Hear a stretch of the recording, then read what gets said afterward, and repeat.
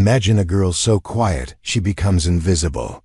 Her personal belongings mocked and auctioned off for sport by ruthless bullies who think they know everything about her. Picture their shock when they discover she's been hiding a secret that could shatter their world in seconds. A black belt in karate and a tournament champion, whose reputation precedes her in circles they never knew existed. This is the story of Emma Chun, a 17-year-old who learned that sometimes the greatest strength comes from the shadows, and that underestimating someone can be the biggest mistake of your life. What happens next will leave you questioning everything you think you know about the quiet ones who sit in the back of the class. Before we jump back in, tell us where you're tuning in from, and if this story touches you, make sure you're subscribed, because tomorrow I've saved something extra special for you. Emma Chun had perfected the art of being overlooked. At 17, she moved through the bustling corridors of Riverside High School like morning mist, present but barely noticed by the 800 students who filled the hallways each day. Her silky black hair fell in a neat curtain past her shoulders, often hiding the intelligent brown eyes that observed everything while revealing nothing. She favored simple clothes, plain hoodies, dark jeans, and worn sneakers that made no sound against the polished floors. To her classmates, she was just another face in the crowd, someone who turned in assignments on time and never caused trouble. What they didn't know was that Emma carried within her a fire that had been carefully cultivated for over a decade. Every morning at 5:30, while her peers slept peacefully in their beds, Emma would slip out of her family's modest two-story home on Maple Street and make her way to the Chen family dojo, a converted warehouse tucked away in the industrial district of Riverside, Oregon.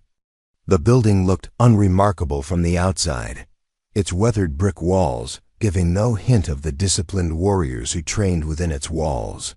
The dojo had been in her family for 3 generations. Her grandfather, Master Chen Wei, had established it in 1987 after emigrating from Taiwan, bringing with him ancient techniques and a philosophy that valued inner strength over outward aggression. Emma's father, David Chen, had continued the tradition, and now Emma represented the 3rd generation of Chen martial artists. She had earned her black belt at 15, an achievement that came with years of dedication, countless hours of practice, and a deep understanding that true power lay not in the ability to fight, but in the wisdom to know when fighting was necessary. The morning routines were sacred to Emma. She would spend 2 hours before school practicing forms, sparring with her father, and meditating on the principles that had guided her family for decades. The dojo's motto, painted in elegant calligraphy on the main wall, reads "Strength in silence, power in peace." Emma embodied these words completely, carrying herself with a quiet confidence that most people mistook for shyness. Riverside High School was a sprawling campus of red brick buildings and manicured lawns, home to students from both the working-class neighborhoods near the river and the affluent hillside communities that overlooked the town. The social hierarchy was as rigid as any caste system, with wealth and popularity determining where students sat at lunch, who got invited to parties, and whose opinions mattered in the daily dramas that unfolded between classes. At the top of this hierarchy sat Jessica Blake, a stunning blonde with ice blue eyes and a smile that could charm teachers and intimidate rivals in equal measure. Jessica was everything. Emma was not loud, confident, commanding attention wherever she went. As vice president of the student council and daughter of Riverside's most successful real estate developer, Jessica wielded influence that extended far beyond the school walls. She surrounded herself with a carefully chosen circle of followers who shared her taste for expensive clothes, exclusive parties, and the subtle art of social warfare. Madison Porter served as Jessica's lieutenant, a sharp-featured girl with auburn hair who managed Jessica's social media empire with the precision of a military strategist. Madison had an uncanny ability to craft posts that appeared supportive while containing hidden barbs, and she could destroy a reputation with a single well-placed comment or perfectly timed photograph. Chloe Adams was the group's enforcer, a tall girl with platinum blonde hair and an athlete's build who intimidated through physical presence rather than clever words. She played varsity basketball and used her status as a star player to shield the group from consequences when their behavior crossed lines. Amber Wilson completed the inner circle, a petite girl with dark hair who specialized in gathering information and spreading rumors. She had cultivated friendships across every social group in school, making her an invaluable source of gossip and intelligence that Jessica used to maintain her dominance. Emma's only real friend was Rachel Martinez, a vibrant girl with curly brown hair and an infectious laugh who had somehow managed to remain kind, despite the toxic environment that surrounded them. Rachel was involved in the drama club and possessed the rare ability to see past Emma's quiet exterior to the intelligent, thoughtful person beneath. She was one of the few people who knew about Emma's martial arts background, though even Rachel didn't fully understand the extent of Emma's abilities. The two girls had met in freshman biology class, paired together for a dissection project that had left Rachel squeamish and Emma calmly efficient. Their friendship had grown slowly, built on shared books, quiet conversations, and Rachel's persistent efforts to draw Emma out of her shell. Rachel often encouraged Emma to be more social, to join clubs or try out for teams, but Emma always deflected these suggestions with gentle excuses about being too busy or preferring to keep to herself. The school's library had become Emma's sanctuary, a place where she could disappear into books and avoid the social minefields that characterized teenage life. The librarian, Mr. David Kim, was a quiet man in his 40s who had served in the military before becoming an educator. He had developed a soft spot for Emma, recognizing in her the same disciplined focus he had once possessed as a soldier. Mr. Kim would often recommend books to Emma, slipping them onto her desk with handwritten notes that offered gentle encouragement or thought-provoking questions. Emma's days followed a predictable pattern. She would arrive at school early, spend time in the library before classes began, move efficiently through her academic schedule, eat lunch alone while reading, and leave promptly when the final bell rang. She maintained a perfect grade point average, never missed assignments, and had never been called to the principal's office for any reason. To her teachers, she was the ideal student, quiet, hardworking, and invisible. The trouble began in early March when Riverside High announced its annual charity fashion show and auction, a fundraising event that had become one of the school's most anticipated social gatherings. The event combined a student fashion show with an auction of donated clothes and accessories, with proceeds going to local charities. Students were encouraged to donate items they no longer needed, and the fashion show component allowed the more popular students to model the donated pieces before they were auctioned off. Jessica Blake had been chosen to coordinate the event, a role that came with significant prestige and the opportunity to showcase her organizational skills to college admissions officers. She threw herself into the planning with characteristic intensity, organizing committees, scheduling rehearsals, and ensuring that every detail would reflect positively on her leadership abilities. The fashion show was scheduled for the first Friday in April, with the auction taking place during the extended lunch period so that the entire student body could participate. The drama theater would be transformed into a runway with professional lighting and sound equipment borrowed from the town's community theater. Local news outlets had been invited to cover the event, adding an extra layer of importance to the proceedings. Emma had initially planned to ignore the entire affair, as she did with most school social events. However, Rachel had volunteered to help with the backstage organization, and she convinced Emma to donate a few items to the cause. Emma reluctantly agreed, gathering some clothes she had outgrown and a few accessories she never used. Among the items she donated was an old duffel bag that contained some of her older martial arts uniforms, pieces she had kept for sentimental reasons but no longer needed. The donation process was simple enough. Students could drop off items in collection boxes placed throughout the school, or they could bring them directly to the student council office where Jessica's team would sort and catalog everything.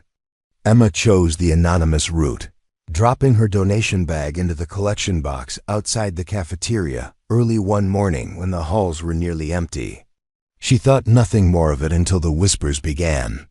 It started subtly with students glancing at her in the hallways and then quickly looking away when she noticed. There were hushed conversations that stopped when she approached, and a few instances where she caught people staring at her with expressions that seemed to mix curiosity with something that looked almost like amusement. Rachel was the first to bring it to her attention. Preparing and narrating this story took us a lot of time, so if you are enjoying it, subscribe to our channel. It means a lot to us. Now back to the story. They were sitting in their usual spot in the library during lunch when Rachel leaned across the table and lowered her voice to a whisper. "Emma, have you heard anything about the fashion show donations?" Rachel asked, her expression troubled. "Some of the drama club kids are saying there's been some kind of mix-up or something." Emma looked up from her book, a biography of Marie Curie she had been reading for her history class. "What kind of mix-up?" "I'm not sure exactly," Rachel said, glancing around to make sure they weren't being overheard. "But Madison Porter was in the theater yesterday, and she was showing something to some of the other kids. When I asked what it was, she just laughed and said I'd find out soon enough." A small chill ran down Emma's spine, though she couldn't identify why. She had learned to trust her instincts, a skill that had served her well in martial arts competitions, where reading an opponent's intentions could mean the difference between victory and defeat. Something about Rachel's description set off warning bells in her mind. Did she say anything else? Emma asked, closing her book and giving Rachel her full attention. "Just that this year's fashion show was going to be more entertaining than usual," Rachel replied. She had this look on her face, like she was planning something mean. Emma nodded, familiar with the expression Rachel described. She had seen it on the faces of competitors who thought they had discovered a weakness they could exploit, or on the faces of bullies who had identified a new target. The sensation of being watched intensified over the next few days, and Emma found herself becoming more alert to the behavior of her classmates. The first concrete sign of trouble came on a Thursday morning, exactly 1 week before the fashion show. Emma was retrieving books from her locker when she noticed a small crowd gathered around the bulletin board, where student council announcements were posted. The group consisted mainly of underclassmen, but she recognized a few seniors among them. They were pointing at something on the board and talking in excited whispers. Curiosity overcoming her usual caution, Emma made her way to the bulletin board after the crowd had dispersed. What she found there made her blood run cold. Posted prominently in the center of the board was a photograph of her old duffel bag, open to reveal its contents. The martial arts uniforms were clearly visible, along with some tournament medals and certificates she had forgotten were in the bag. Above the photograph, in bold letters, was a sign that read, "Special auction items, donated by anonymous student." Below the photograph was a description that made Emma's hands clench into fists. "Mystery Martial Arts Collection, Vintage Karate. Uniforms and accessories from an unknown donor. Perfect for costume parties or Halloween. Bidding starts at $5 per item. Come see what other secrets your classmates are hiding." The implications hit Emma like a physical blow. Jessica's team had gone through her donation bag, photographed its contents, and turned her private possessions into objects of ridicule. The tone of the description made it clear that they viewed her martial arts background as something amusing rather than respectable, a secret worth exposing for the entertainment of their peers. Emma's training kicked in automatically, her breathing becoming deep and controlled as she processed the situation. Her first instinct was anger, a hot rage that threatened to overwhelm her careful self-control. Her second instinct was to confront Jessica directly, to demand that her belongings be returned and the poster be removed. But her grandfather's teachings echoed in her mind. The wise warrior chooses her battles carefully. Not every provocation deserves a response. She photographed the bulletin board with her phone, then walked calmly to her first period class, her mind racing with possibilities. The poster was clearly designed to humiliate her, but it also revealed something important about her adversaries.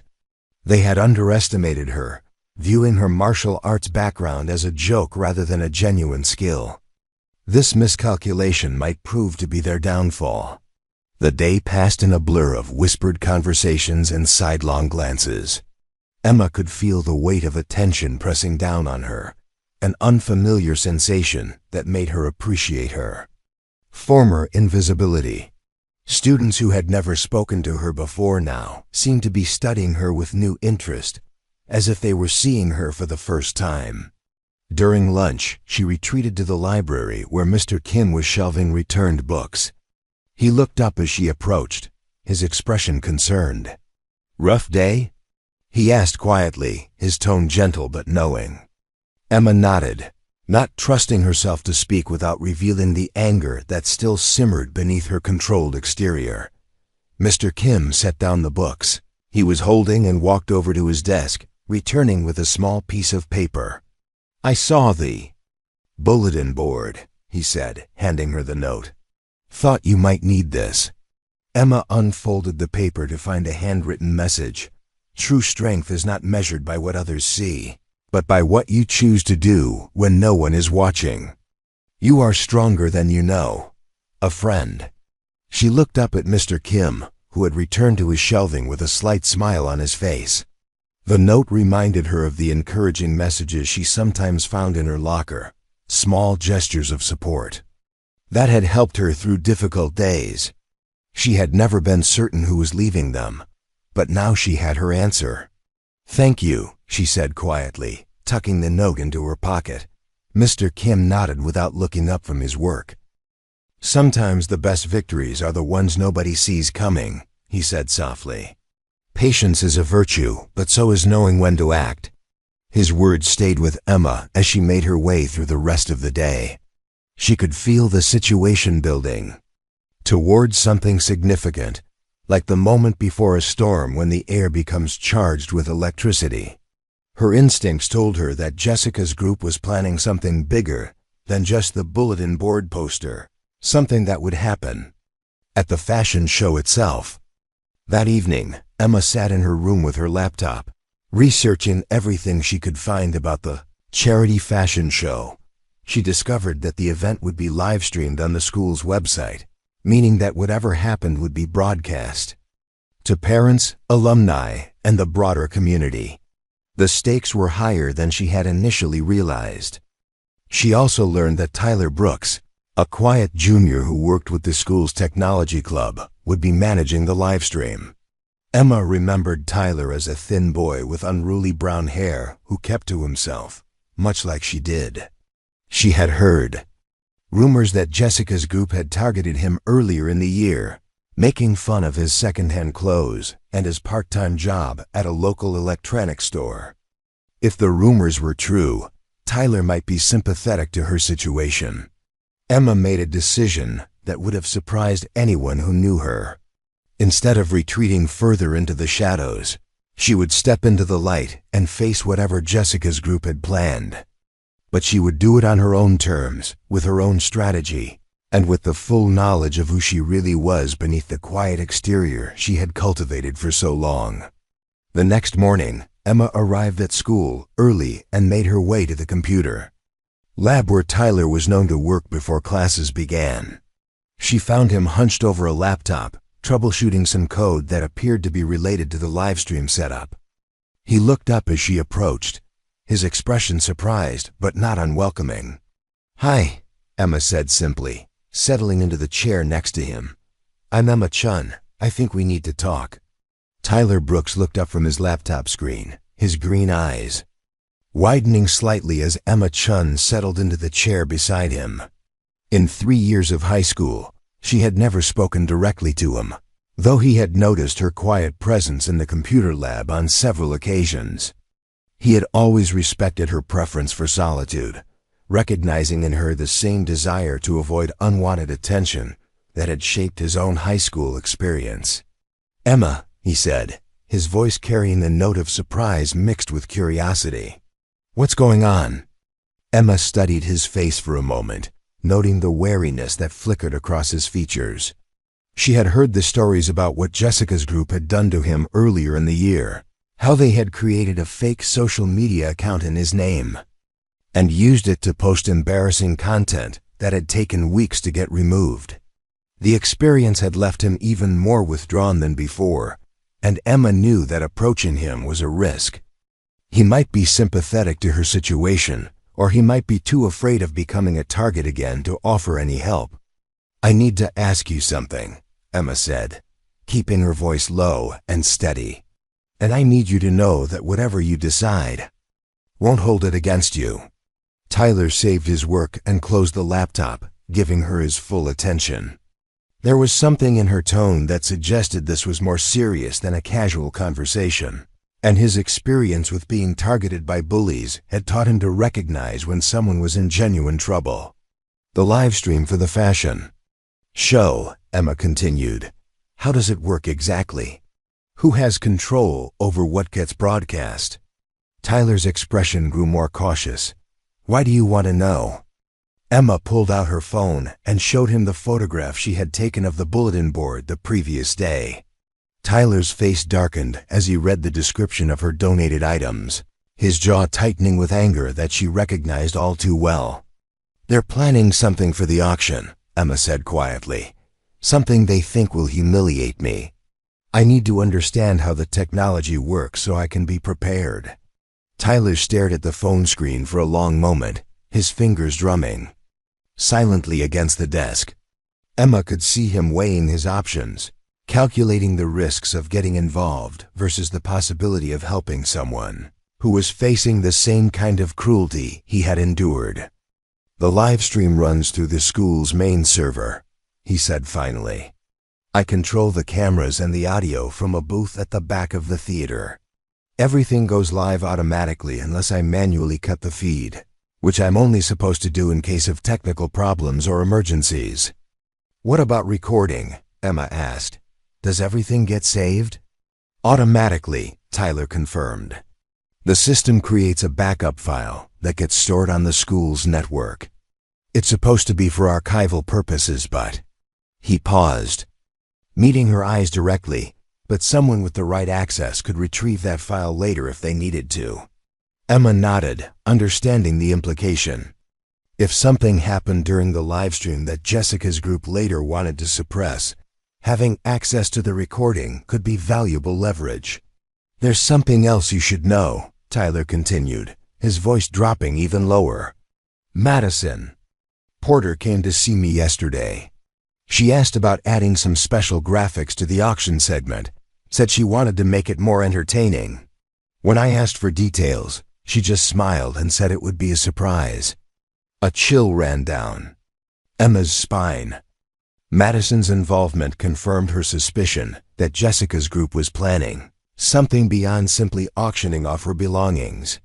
They were preparing some kind of public spectacle designed to maximize her embarrassment. "Will you help me?" Emma asked directly, knowing that Tyler's answer would determine how she approached the situation. Tyler was quiet for a long moment, his eyes focused on the floor as he considered her request. Emma could see the internal struggle playing out across his features, the desire to help warring with the fear of becoming a target again. "What exactly are you asking me to do?" he said finally. "I don't know yet," Emma admitted. "But when the time comes, I might need someone who understands the technology and who isn't afraid to do the right thing, even if it's risky." Tyler looked at her then, really looked at her, as if seeing her clearly for the first time. Emma held his gaze steadily, letting him see the determination that lay beneath her quiet exterior. "Okay," he said simply. "When the time comes, I'll help." Emma felt a wave of relief wash over her, followed immediately by a sense of responsibility. Tyler was taking a significant risk by agreeing to help her, and she knew that whatever plan she developed would need to protect him as well as herself. "Thank you," she said, meaning it more than she could express. "I won't forget this." Tyler nodded and reopened his laptop, but before Emma could leave, he spoke again. "Emma, for what it's worth, I think what they're doing is awful. You don't deserve any of this." "Neither did you," Emma replied, and she saw him glance up at her with something that looked like gratitude. The rest of the week passed in a strange sort of suspended tension. Emma continued her normal routine, but she could feel the anticipation building around her like pressure before a storm. Students who had never paid attention to her before now watched her with unconcealed curiosity, waiting to see how she would react to the bulletin board posting and what would happen at the fashion show. Jessica's group, meanwhile, seemed to be enjoying themselves immensely. Emma would catch them whispering together in the hallways, their expressions bright with malicious excitement. Madison spent extra time on her phone, presumably coordinating whatever surprise they had planned, while Chloe and Amber made pointed comments whenever Emma was within earshot. "I wonder what other secrets people are hiding," Amber said loudly during chemistry class, her voice carrying clearly across the lab. "You never really know someone until you go through their stuff. Some people just don't want to admit who they really are," Madison added with a meaningful glance in Emma's direction. "But the truth always comes out eventually." Emma ignored their provocations, focusing instead on her preparations. She spent extra time at the dojo that week, working through advanced forms and sparring with her father until her movements flowed like water and her mind was completely calm. Her grandfather, Master Chin Wei, watched these sessions with knowing eyes. "Trouble at school?" he asked one evening as Emma finished her cool-down stretches. Emma hesitated, then nodded. Master Chun had always been able to read her moods with uncanny accuracy, and there was no point in trying to hide her concerns from him. "Some students found out about my training," she said simply. "They think it's amusing." Master Chun's weathered face remained impassive, but Emma saw a flash of something dangerous in his dark eyes. "And what do you think?" "I think they don't understand what they're dealing with," Emma replied, her voice steady despite the anger that still simmered beneath the surface. Her grandfather smiled then, an expression that was both proud and slightly predatory. "Good. Understanding is the first step to victory. But remember, granddaughter, the greatest victories are often won without fighting." Emma bowed respectfully, understanding the deeper meaning behind his words. The martial arts had taught her many things over the years, but perhaps the most important lesson was that true strength came from knowing when to use your power and when to hold it in reserve.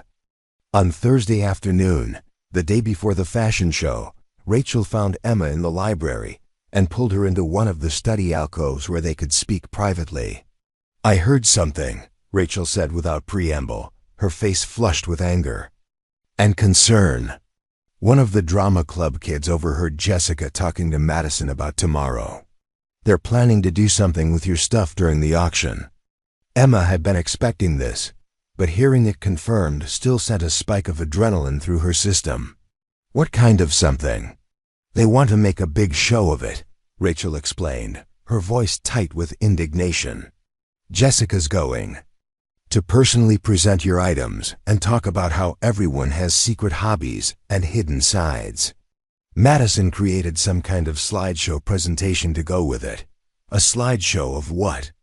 Emma asked, though she suspected she already knew the answer. "Pictures of your stuff, close-ups of the uniforms and medals. She's calling it Uncovering Hidden Talents or something like that. They think it's going to be hilarious."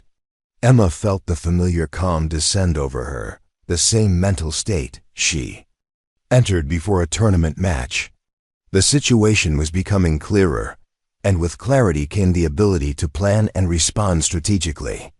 "There's more," Rachel continued reluctantly. "They're planning to auction off each piece separately and make commentary about what kind of person would need martial arts gear.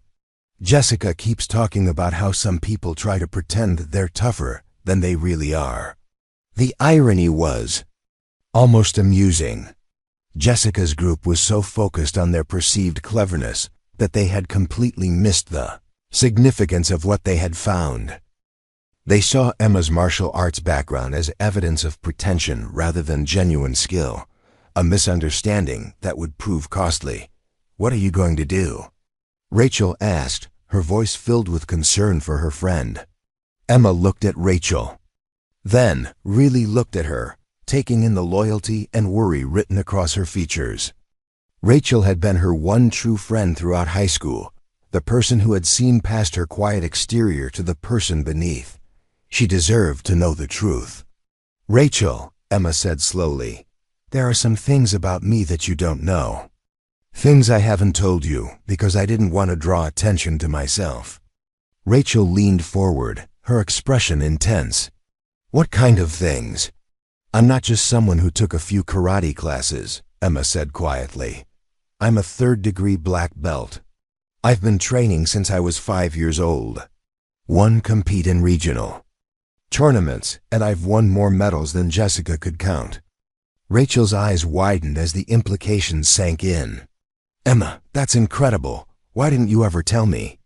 "Because I wanted to be normal," Emma replied simply. "I wanted to be just another student, not the girl who could probably beat up half the football team. I wanted friends who liked me for who I am, not because they were afraid of me or because they thought I was some kind of curiosity." Rachel was quiet for a moment, processing this revelation. Then she smiled, an expression that was part admiration and part mischief. "So when Jessica tries to humiliate you tomorrow," Rachel began, "she's going to discover that she's made a very serious mistake," Emma finished. "But Rachel, I need you to promise me something. Whatever happens tomorrow, don't get involved. I don't want you to get caught in the crossfire." Rachel started to protest, but Emma held up a hand. "I mean it. Jessica's group is dangerous, and they won't hesitate to target you if they think you're helping me. Let me handle this my way." Reluctantly, Rachel nodded. "Just be careful, okay? I know you can take care of yourself, but these girls fight dirty. They don't care about honor or fairness." "I know," Emma said, "but that's exactly why they're going to lose." That evening, Emma sat in her room with her laptop, researching everything she could find about Jessica Blake and her inner circle. She discovered that Jessica's father was indeed one of Riverside's most successful real estate developers, but she also found records of several lawsuits alleging fraudulent business practices. Madison Porter's family owned a chain of boutique clothing stores, but recent financial reports suggested they were struggling with debt. Chloe Adams was facing academic probation due to failing grades, and Amber Wilson had been caught cheating on standardized tests the previous year.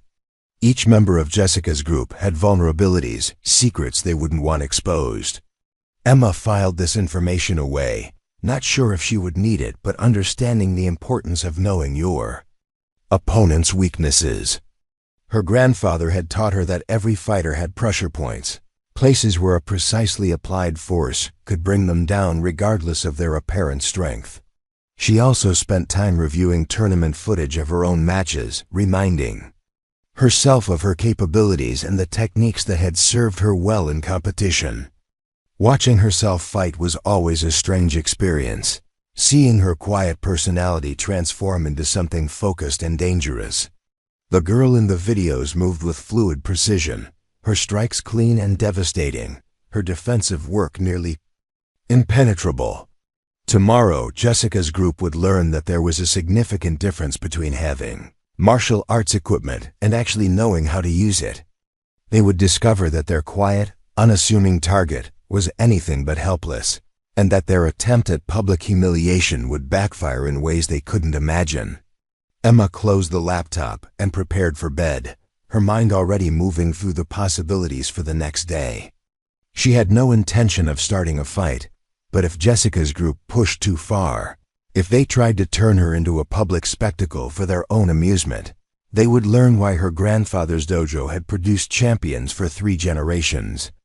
The night before the fashion show, Emma dreamed of competitions past and future, of moments when she had faced opponents who underestimated her quiet demeanor and paid the price for their assumptions. In her dreams, she moved like lightning, her techniques flowing seamlessly from one to the next, her opponents falling before they understood what had happened. She woke before dawn, as was her custom, and made her way to the dojo for one final training session before the day that would change everything. Her father was already there, having anticipated her need for this ritual.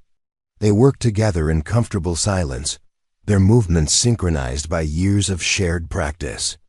"Whatever happens today," her father said as they finished their cool-down routine, "remember that you carry our family's honor with you. Not in the fighting, but in how you choose to handle yourself when others lose their way." Emma bowed deeply to her father, understanding the weight of his words. Today would test not just her martial arts skills, but her character, her judgment, and her ability to remain true to the principles that had guided her training. Jessica Blake and her friends had no idea what they had set in motion, but they were about to learn that some quiet waters run deeper than anyone could imagine. The fashion show was scheduled to begin at noon, with the auction taking place during the extended lunch period. Emma had 6 hours to prepare for whatever Jessica's group had planned. 6 hours to ready herself for a confrontation that would either establish her place at Riverside High or confirm her status as an outsider forever. She chose her outfit carefully that morning, selecting clothes that looked casual but would allow her to move freely if necessary. Her movements were calm and deliberate as she prepared for school, her mind entering the focused state that had carried her through countless tournaments. Today, Jessica Blake would learn the difference between having a black belt and being a black belt, and Emma Chun would show everyone at Riverside High exactly who she really was beneath her quiet exterior. Friday morning arrived with an unseasonable chill in the air, as if the weather itself sensed the tension that hung over Riverside High School. Emma Chun walked through the front doors at exactly 7:30, her backpack slung over one shoulder and her expression giving nothing away. The hallways buzzed with an energy that was different from the usual Friday morning lethargy. Students clustered in small groups, their voices animated as they discussed the upcoming fashion show and the rumors that had been circulating all week. Emma made her way to her locker, acutely aware of the attention she was drawing. Conversations paused as she passed, and she could feel eyes following her movement down the corridor. The bulletin board posting had done its work, transforming her from invisible to infamous in the span of a few days. She had become the subject of speculation and gossip, her private life suddenly a matter of public interest. At her locker, Emma found another note tucked between the metal slats. The handwriting was familiar now, and she recognized Mr. Kim's careful script before she even unfolded the paper. The message was brief but pointed. "The bamboo that bends in the storm survives. While the mighty oak breaks, flexibility is strength. Today you will need both." Emma folded the note carefully and placed it in her pocket next to the star-shaped charm she had carried since her conversation with Tyler. These small gestures of support had become anchors in the storm of attention that surrounded her, reminders that not everyone at Riverside High was eager to see her humiliated. The morning classes passed in a blur of half-heard lectures and sideways glances. Emma's teachers seemed to sense the undercurrent of tension, their usual routines disrupted by the anticipatory energy that filled the classroom. In a P history, Mrs. Patterson attempted to discuss the causes of World War I, but the students were clearly distracted, their attention focused on the drama that would unfold during lunch. During second period English, Emma noticed Madison Porter typing frantically on her phone, her fingers flying across the screen with practiced efficiency. Madison would occasionally glance up at Emma with a smile that was equal parts triumphant and cruel, clearly relishing the anticipation of the events to come. Emma maintained her composure, but internally she was cataloging every detail, every gesture that might give her insight into what Jessica's group had planned. The bell for third period had just rung when Emma encountered Jessica Blake directly for the first time since the bulletin board incident. They met in the hallway outside the chemistry lab, a collision that seemed accidental but felt entirely deliberate. Jessica was surrounded by her usual entourage, all of them dressed in coordinated outfits that looked like they had been planned for maximum visual impact. "Emma," Jessica said, her voice carrying the false sweetness that Emma had learned to recognize as a warning sign. "I'm so excited for the fashion show today. I think everyone's going to learn some very interesting things about their classmates." Emma stopped walking and turned to face Jessica directly, her expression neutral, but her posture radiating a quiet confidence that hadn't been there before. "I'm sure they will," she replied simply. Jessica's smile faltered slightly at Emma's calm response. She had clearly been expecting nervousness, embarrassment, or anger, but Emma's composed demeanor seemed to throw her off balance. "I hope you're planning to attend," Jessica continued, her voice carrying a note of challenge. "It would be such a shame if you missed the auction, especially since you contributed such interesting items." "I'll be there," Emma said, her voice steady and clear. "I wouldn't miss it for the world." There was something in Emma's tone that made Jessica take a step back, an undertone of certainty that suggested she knew something that Jessica didn't. For a moment, the role seemed reversed, with Jessica looking uncertain while Emma remained perfectly calm. Madison Porter stepped forward, her expression sharp with suspicion. "You seem awfully confident for someone who's about to be the center of attention," she observed. Emma turned her gaze to Madison, studying her with an intensity that made the other girl shift uncomfortably. "I've been the center of attention before," Emma said quietly. "Just not the kind you're thinking of." Before Jessica's group could respond, Emma walked away, leaving them standing in the hallway with expressions of confusion and growing unease. She had planted a seed of doubt in their minds, a suggestion that their carefully laid plans might not unfold exactly as they had anticipated. The rest of the morning passed with agonizing slowness. Emma attended her classes, took notes, and participated in discussions, but her mind was elsewhere, running through scenarios and possibilities. She had decided on her approach, a strategy that would allow Jessica's group to spring their trap, while ensuring that they would be the ones caught in it. At 11:30, Emma made her way to the drama theater, where the fashion show preparations were in full swing. The space had been transformed into something resembling a professional runway, with lights, cameras, and a raised platform that ran down the center of the room. Rows of chairs had been arranged on either side of the runway, and a large screen had been set up at the front of the theater for the auction presentations. Tyler Brooks was in his booth at the back of the theater, surrounded by monitors and control panels that managed the lighting and sound systems. He caught Emma's eye as she entered and gave her a subtle nod, indicating that he was ready for whatever she might need. Emma felt a surge of gratitude toward the quiet boy who had agreed to help her despite the risks to himself. The theater was filling up rapidly as students finished their morning classes and prepared for the extended lunch period. Emma found a seat in the middle section, close enough to the runway to see everything clearly, but far enough back to avoid being conspicuous. Rachel appeared beside her a few minutes later, her face tight with worry.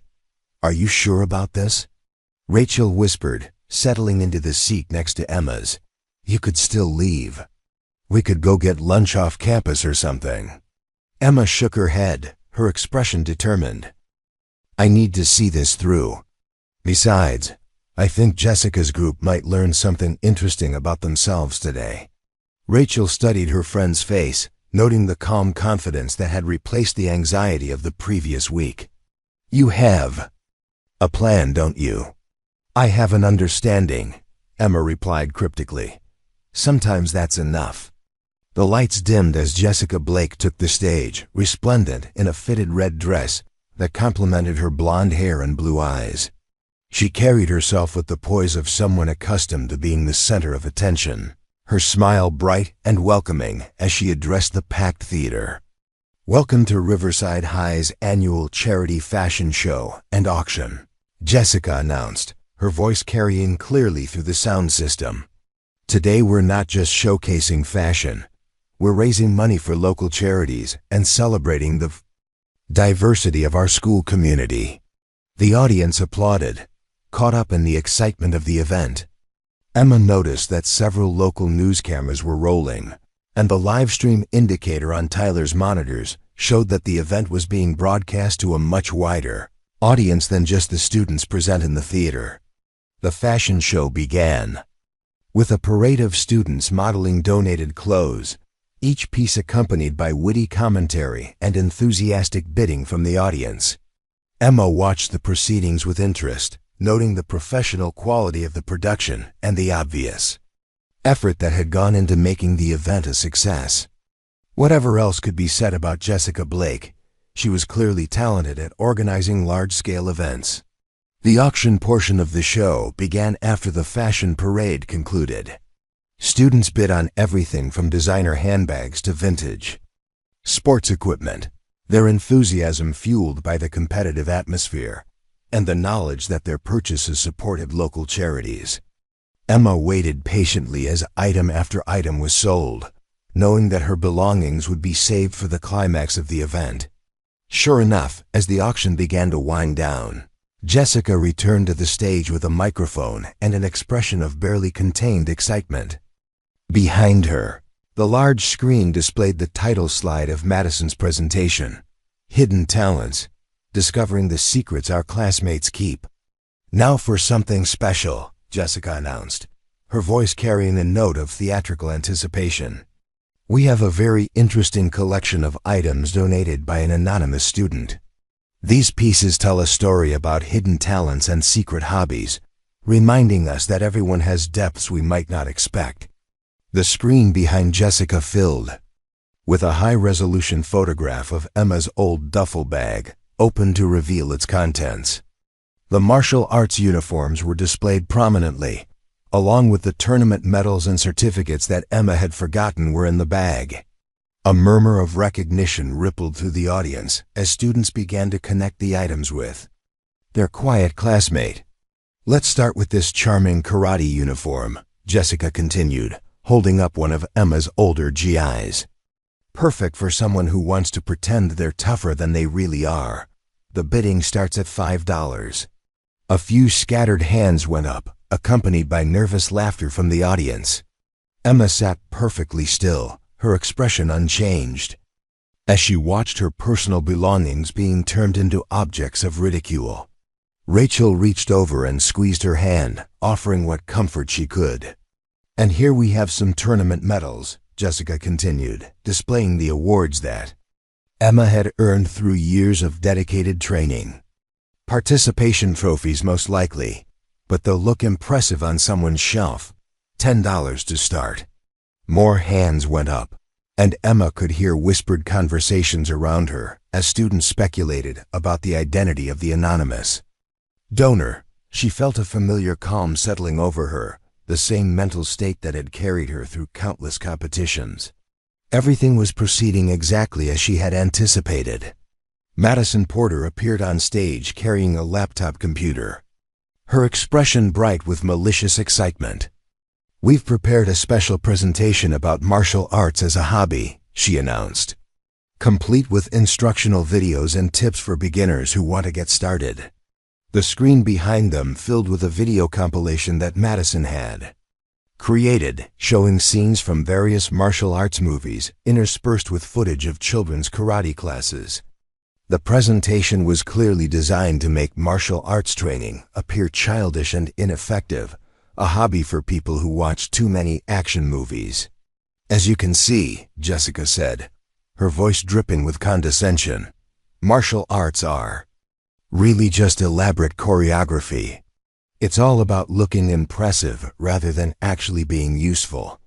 Perfect for someone who wants to feel special without actually achieving anything significant." Emma felt rather than heard the shift in The audience's mood. The laughter that had accompanied the earlier items was becoming more nervous, more forced. Some students were beginning to look uncomfortable with the direction the presentation was taking, recognizing that the commentary had crossed the line from playful teasing into cruel mockery.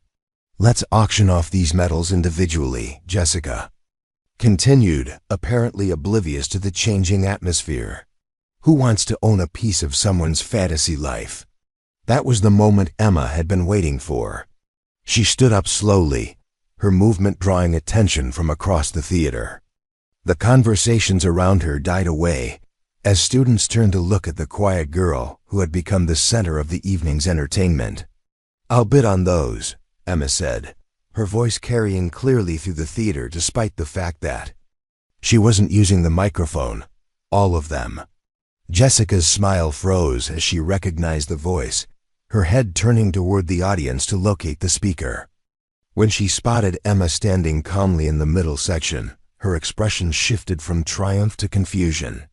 "Emma," Jessica said, her voice uncertain for the first time that evening. "How nice of you to join the bidding. What's your offer?" Emma began walking toward the stage, her movements fluid and purposeful. The audience watched in fascination as she made her way down the aisle, her expression serene despite the circumstances. "I'll bid the truth," Emma said simply.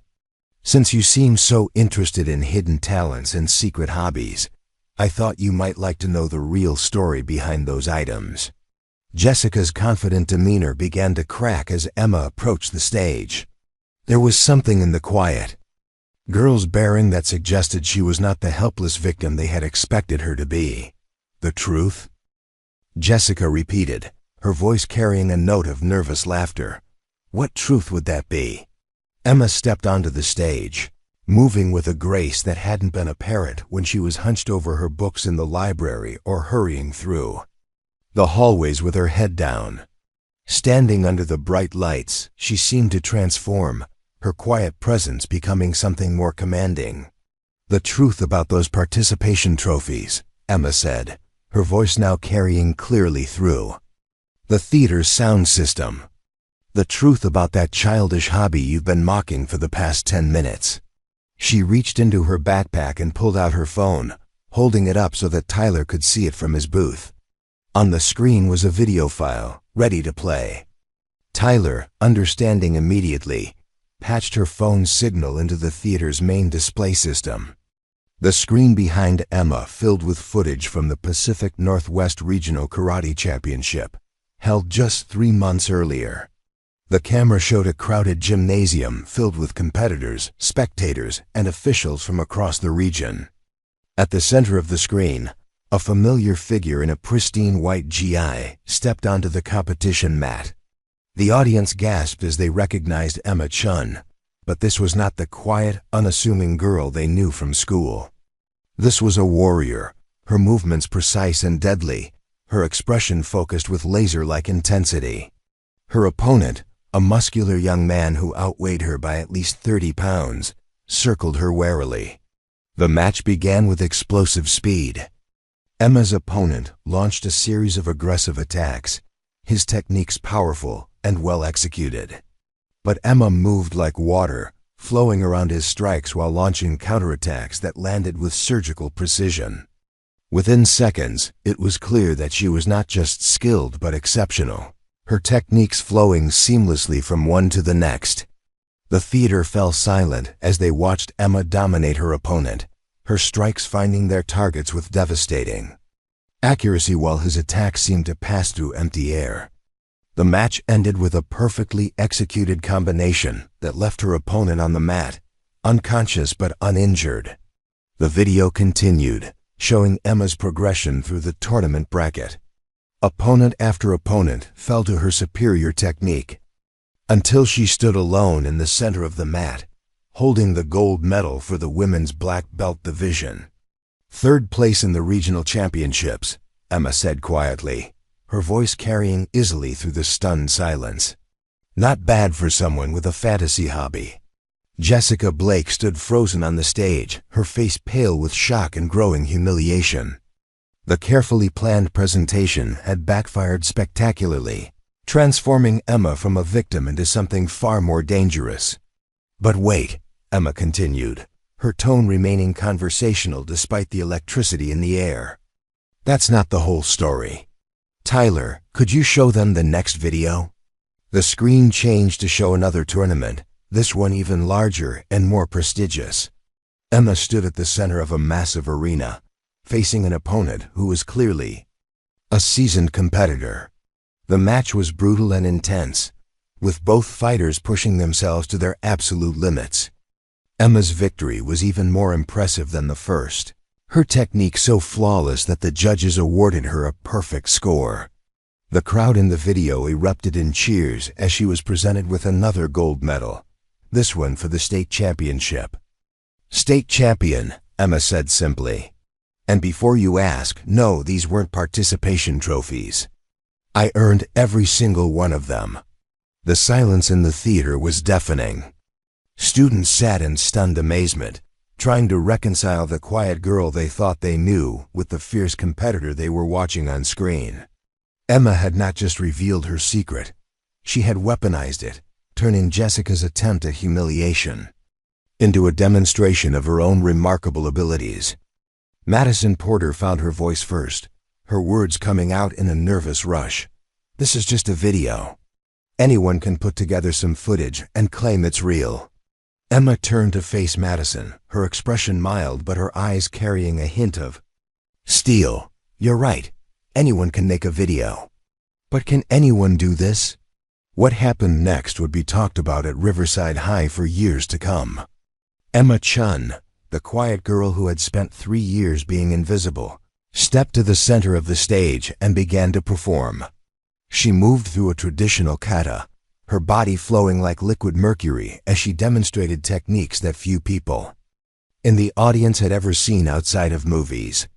Her strikes cut through the air with audible whistles, her kicks reaching heights that seemed impossible for someone of her size. Every movement was precise, controlled, and devastating.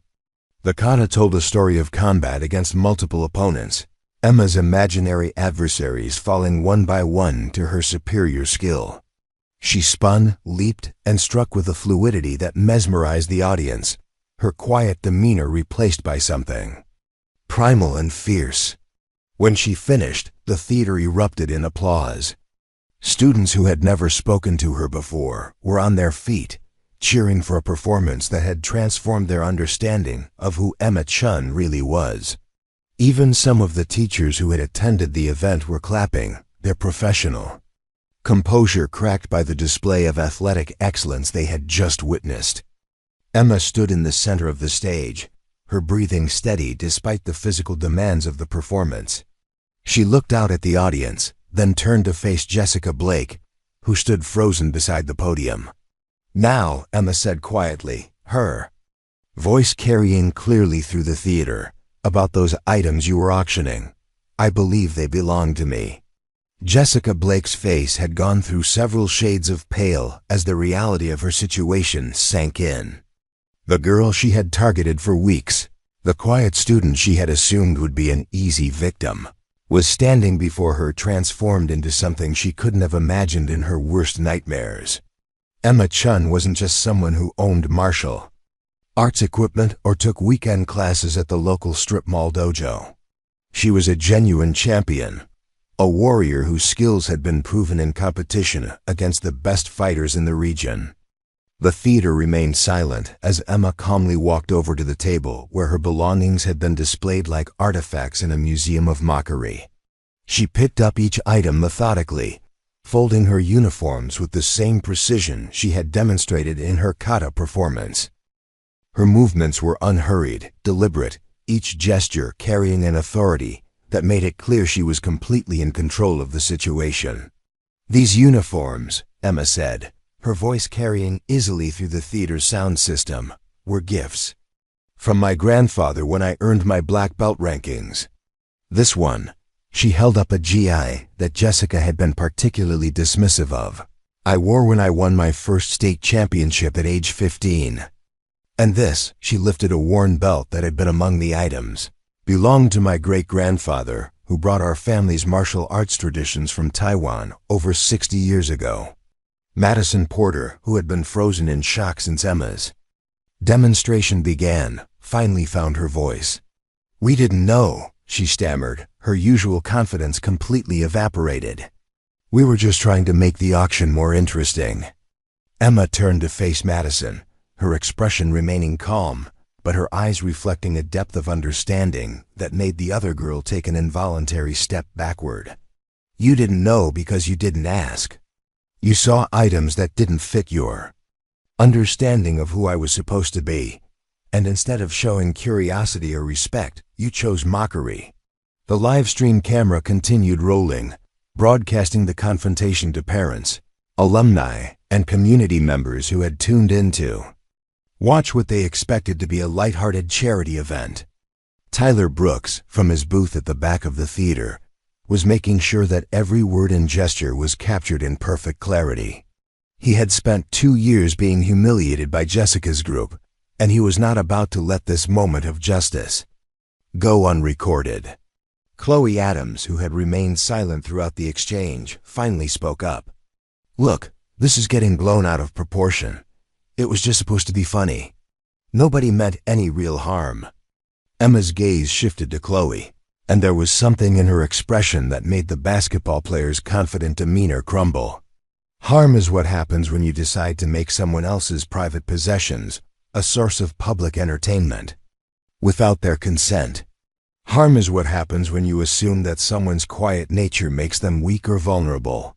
You meant to humiliate me, and you succeeded in revealing something important about yourselves. Principal Carter had arrived at the theater during Emma's kata demonstration, drawn by reports of disruption that had reached his office. He stood at the back of the theater now, his expression grim as he processed what he was witnessing. The charity fashion show had devolved into something that looked very much like a public confrontation, and the fact that it was being live-streamed made the situation infinitely more complicated. Jessica finally found her voice, though it came out smaller and less confident than anyone had ever heard it before. "Emma, I think there's been a misunderstanding. We were celebrating diversity, showing that everyone has interesting hobbies and talents." Emma finished packing her belongings and turned to face Jessica directly. When she spoke, her voice carried the authority of someone who had spent years learning to command respect through action rather than words. A celebration would have involved asking permission before displaying someone's personal items. A celebration would have focused on the achievements rather than mocking the activity. What you did was create a spectacle at my expense because you thought I was too weak or too scared to respond. She paused, letting her words sink in before continuing. "You were wrong about that, just like you were wrong about everything else." The audience had begun to murmur among themselves, the initial shock of Emma's revelation giving way to discussions about what they were witnessing. Many students were pulling out their phones, recording videos, and updating social media accounts with real-time commentary about the unfolding drama. The hashtag Riverside Karate Girl was already trending locally, with clips of Emma's kata performance spreading rapidly across multiple platforms. Amber Wilson, who had been Jessica's information gatherer and rumor spreader, looked around nervously as she realized that their carefully maintained social dominance was crumbling in real time. "Maybe we should just apologize and move on," she suggested quietly. Emma heard the comment and addressed it directly. An apology now would be damage control, not genuine remorse. You had weeks to reconsider your approach. You had multiple opportunities to treat my belongings with respect instead of turning them into props for your entertainment. She shouldered her backpack, which now contained all of her recovered items, and looked out at the audience. Many of the students were watching her with expressions of newfound respect, while others seemed to be seeing her clearly for the first time. Emma had achieved something she hadn't sought, but had inadvertently earned through her response to Jessica's attack. She had become visible on her own terms.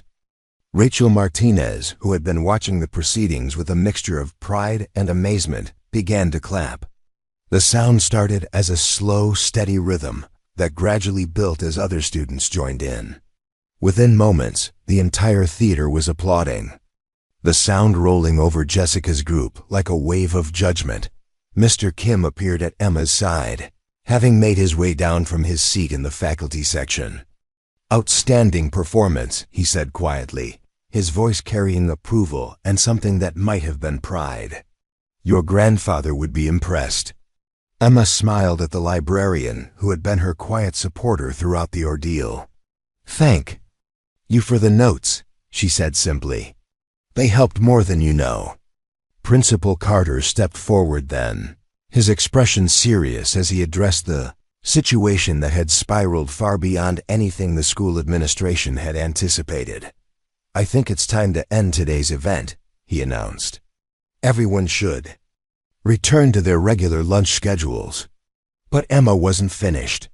She had one more card to play, one final demonstration that would ensure Jessica's group understood the full extent of their miscalculation. "Actually," Emma said, her voice carrying clearly through the theater, "I have something else to share. Since we're talking about hidden talents and secret achievements, I thought the community might be interested in some recent news." She pulled out her phone and nodded to Tyler, who immediately patched her device into the display system. The screen filled with an official-looking document that made several audience members gasp in recognition. "This arrived last week," Emma explained. "It's a letter from the United States Olympic Training Center. They're inviting me to participate in their developmental program for karate, which will be included in the next Summer Olympics." The silence that followed this announcement was different from the previous moments of shock. This was the silence of genuine awe, the recognition that they were in the presence of someone whose abilities extended far beyond their small school and local competitions. Jessica Blake's face went completely white as the implications hit her. She hadn't just targeted a quiet student for humiliation. She had picked a fight with someone who was being recruited for the Olympics, someone whose achievements would soon be recognized on a national and international level. Madison Porter sank into a nearby chair, her phone falling from nerveless fingers as she realized that their attempt to make Emma into a laughingstock had instead created a viral sensation that would follow them for years to come. The videos of Emma's kata performance were already being shared by martial arts enthusiasts across the country, many of whom recognized her from previous competitions. Emma looked out at the audience one final time, her expression serene despite the magnitude of what had just occurred. "I never wanted this kind of attention," she said honestly. "I preferred being invisible because it allowed me to focus on my training and my goals without distraction.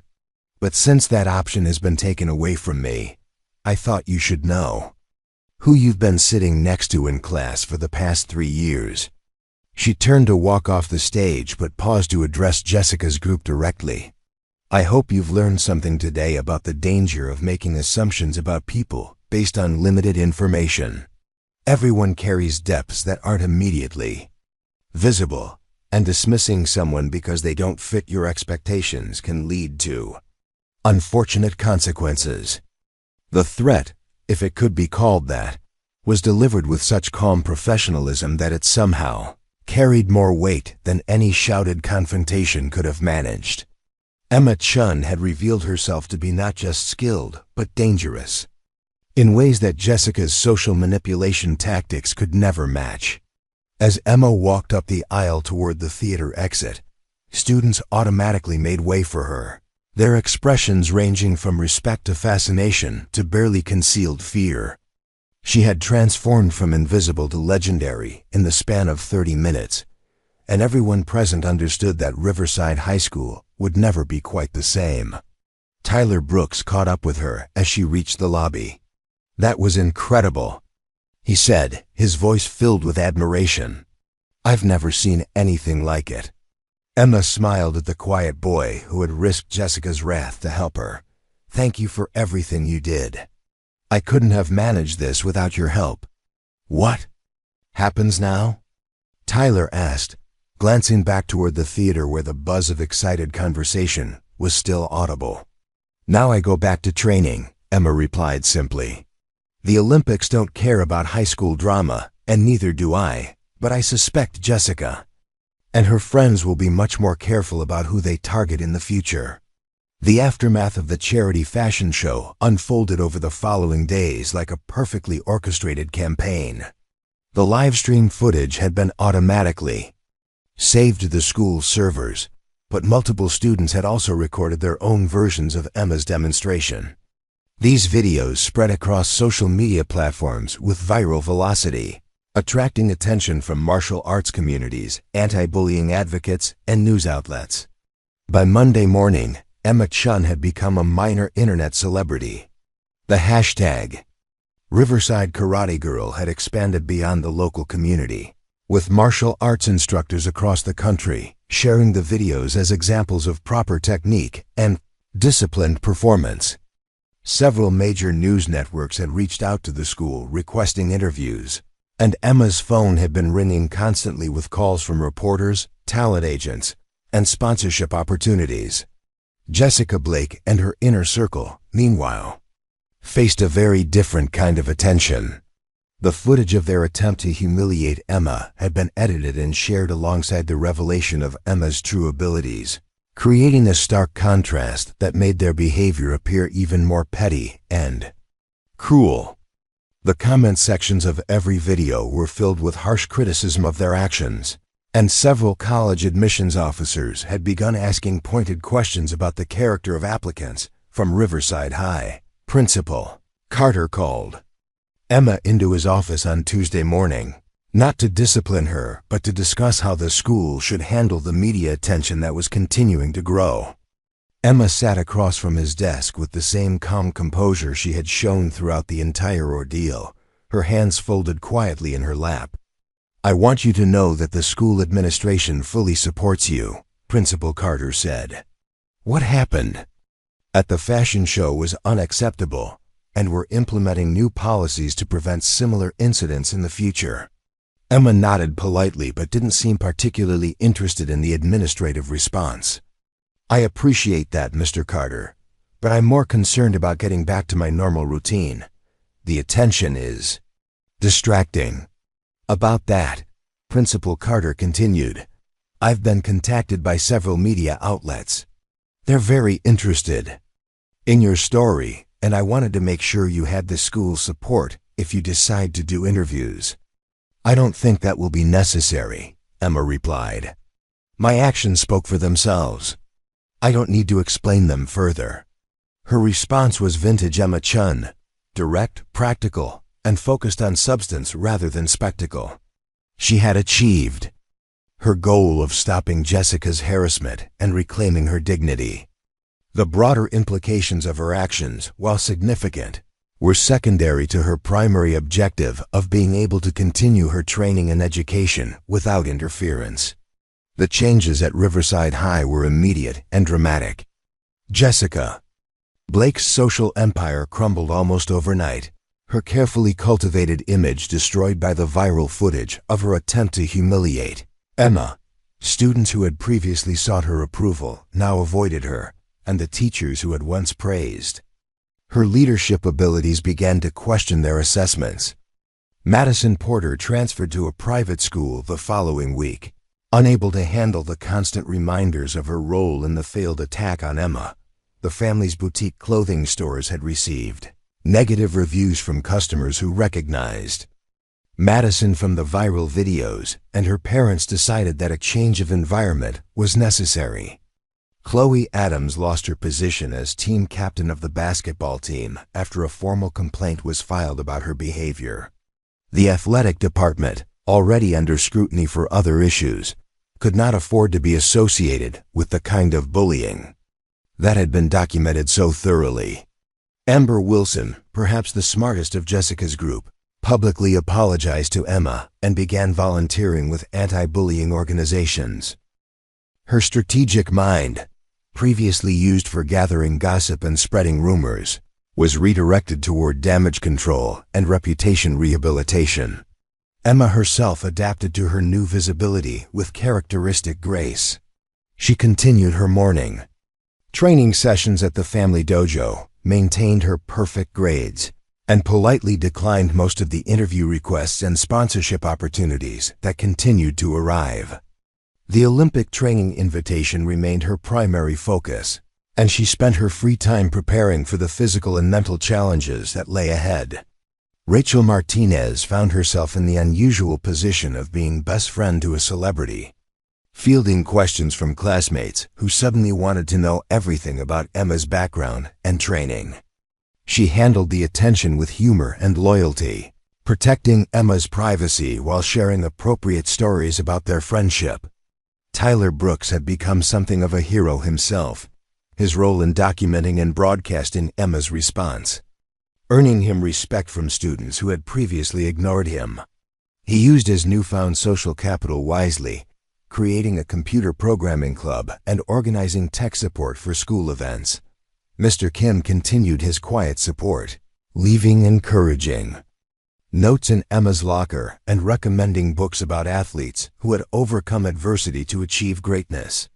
His military background had given him an appreciation for the kind of discipline and mental toughness that Emma displayed, and he made sure she knew that she had at least one adult ally in the building. The Chun Family Dojo experienced an unexpected surge in enrollment as students and parents from across the region sought to learn from the instructors who had produced such an exceptional martial artist.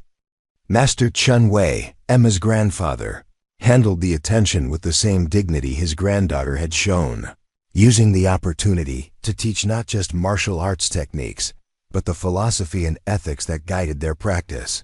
3 weeks after the charity fashion show, Emma received a package that made her smile for the first time since the incident. Inside was a new uniform, custom-made by a company that specialized in equipment for Olympic-level competitors. The accompanying note read, "For the young woman who reminded us all that quiet strength is the most powerful force of all. Congratulations on your invitation to the training center. Make us proud. The International Karate Federation." Emma held the uniform up to the light, admiring the craftsmanship and the care that had gone into its creation. This was what mattered to her, recognition from people who understood the dedication and sacrifice required to reach the highest levels of martial arts. The viral fame and social media attention were temporary phenomena, but this acknowledgement from her peers in the martial arts community represented something lasting and meaningful. On the last day of school, Emma cleaned out her locker and prepared to leave Riverside High behind. She would be graduating a semester early to begin her Olympic training, her academic excellence having earned her enough credits to complete her degree requirements ahead of schedule. As she walked through the hallways one final time, Emma reflected on the journey that had brought her from invisible to unforgettable.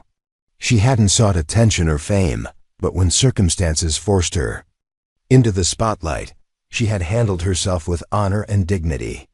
The quiet girl who had once hidden in library corners had discovered that true strength came not from avoiding conflict, but from facing it with wisdom and skill. Jessica Blake passed her in the hallway without making eye contact, her once confident stride reduced to a hurried shuffle. Emma felt no satisfaction in her former tormentor's downfall, no joy in the reversal of their positions. She had learned long ago that victory was not about defeating others, but about remaining true to yourself despite the challenges you faced. At the school entrance, Emma paused to look back at the building that had been her second home for 3 years. Tomorrow she would begin training with some of the best martial artists in the world, preparing for competitions that would test every skill her grandfather and father had taught her. The quiet girl from Riverside High was about to become something even more remarkable, an Olympian. She shouldered her backpack, the same simple bag that had carried her books and secrets for so long, and walked toward her future with the same measured steps that had once made her invisible. But now those steps carried her toward a destiny that would make her unforgettable, proving once and for all that the greatest strength often comes wrapped in the quietest packages. The story of Emma Chun would be told and retold at Riverside High for years to come, A reminder to every student that you never really know what kind of power lies hidden behind a quiet exterior. And somewhere in the mountains of Colorado, at the Olympic Training Center, a young woman who had once preferred invisibility would discover just how brightly she could shine when given the proper stage. 2 years later, Emma Chun stood at the edge of the Olympic training mat in Tokyo, her breathing steady despite the magnitude of the moment ahead. The journey from the small theater at Riverside High School to the world's most prestigious athletic stage had been filled with challenges that would have broken lesser spirits, but Emma had approached each obstacle with the same methodical precision that had carried her through that fateful charity fashion show. The Olympic Training Center in Colorado Springs had been a revelation, a place where her quiet intensity was not just accepted, but celebrated. Surrounded by athletes who understood the dedication required to reach the pinnacle of their sports, Emma had finally found a community where her single-minded focus on excellence was seen as an asset rather than social awkwardness. The 18 months of preparation had stripped away everything unnecessary from her life, leaving only the pure essence of martial arts mastery. Her daily routine at the training center had begun at 4:30 each morning with meditation and stretching, followed by 3 hours of technical training that pushed her body and mind to their absolute limits. Afternoons were dedicated to strength conditioning, strategy sessions, and mental preparation with sports psychologists who helped elite athletes manage the pressure of international competition. Evenings brought more technical work, video analysis of potential opponents, and the kind of detailed preparation that separated Olympic hopefuls from Olympic champions. Emma's transformation during those months had been subtle but profound. The quiet girl who had once hidden in library corners had evolved into a warrior whose presence commanded respect from coaches and competitors alike. She spoke more frequently now, but only when her words carried weight and purpose. Her confidence had grown not from external validation, but from the unshakable knowledge of her own capabilities.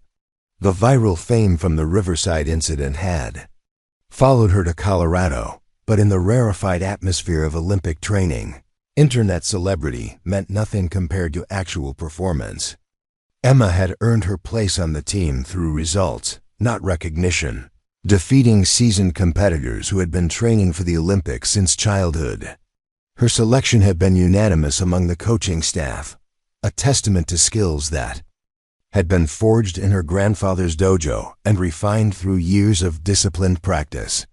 The media attention surrounding her Olympic qualification had been intense, with reporters eager to tell the story of the quiet high school student who had become a viral sensation before emerging as America's best hope for karate gold. Emma had handled the interviews with characteristic directness, focusing on her training and preparation rather than the dramatic confrontation that had first brought her to public attention. Standing now in the Olympic venue, Emma could feel the weight of expectation from the thousands of spectators in the arena and the millions watching around the world. The karate competition was new to the Olympics, making every athlete a pioneer in their sport's most prestigious debut. Emma had drawn a challenging bracket with opponents from Japan, France, and Brazil who had decades of international experience. Between them, her first opponent was Keiko Tanaka, a veteran Japanese competitor who had dominated women's karate for the better part of a decade. Tanaka was everything Emma was not: expressive, animated, and known for her psychological warfare against younger opponents. The contrast between them was stark as they bowed to each other at the center of the mat, Tanaka's confident smile meeting Emma's serene focus. The match began with explosive intensity, Tanaka launching a series of probing attacks designed to test Emma's defensive capabilities and mental composure.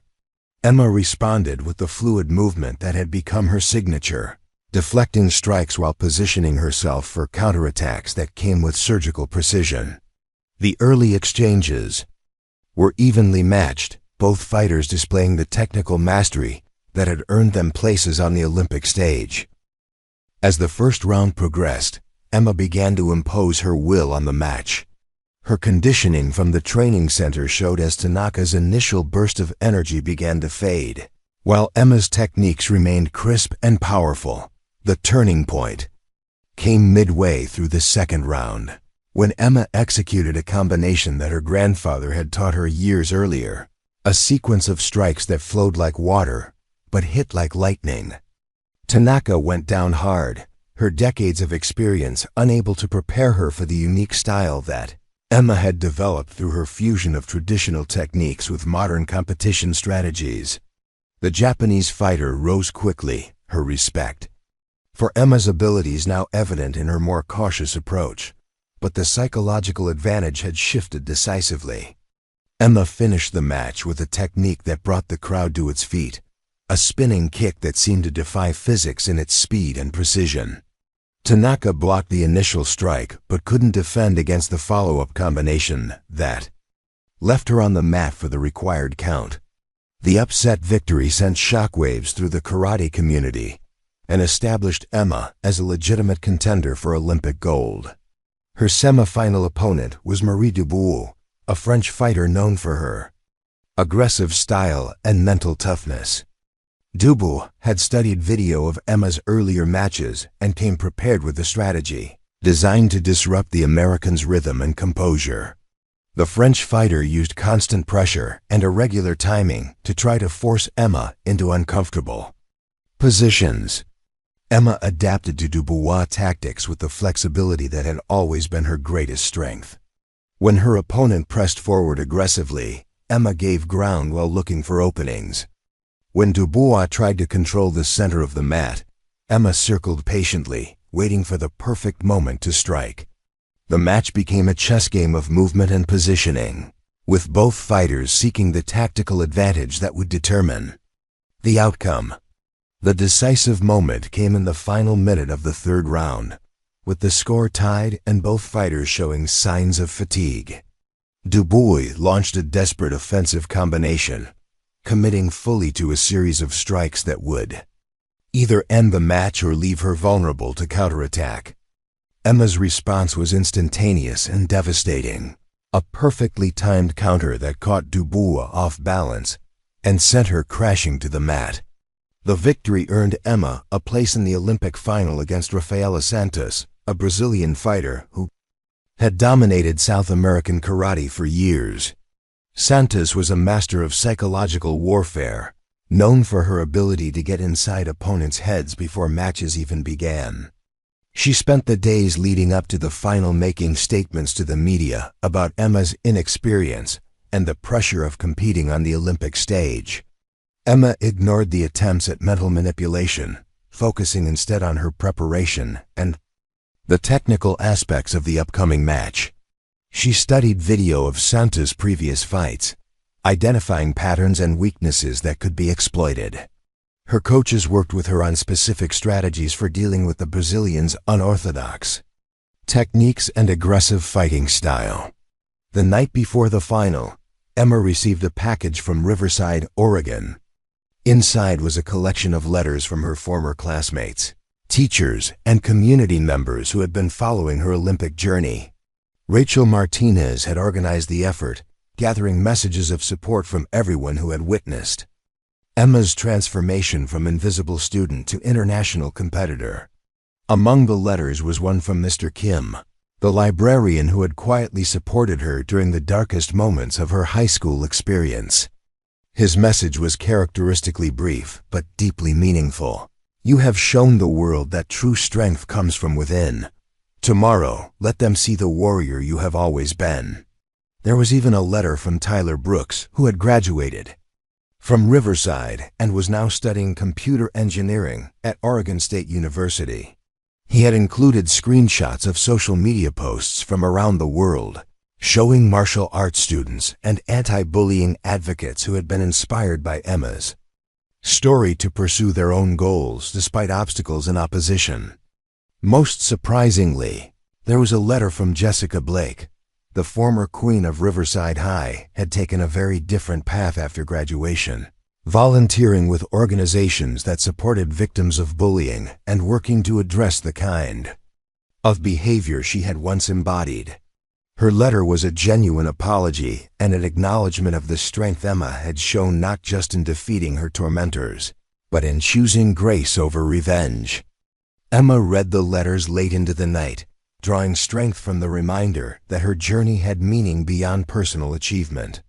She represented not just her country, but everyone who had ever been underestimated, dismissed, or targeted, because they seemed different or vulnerable.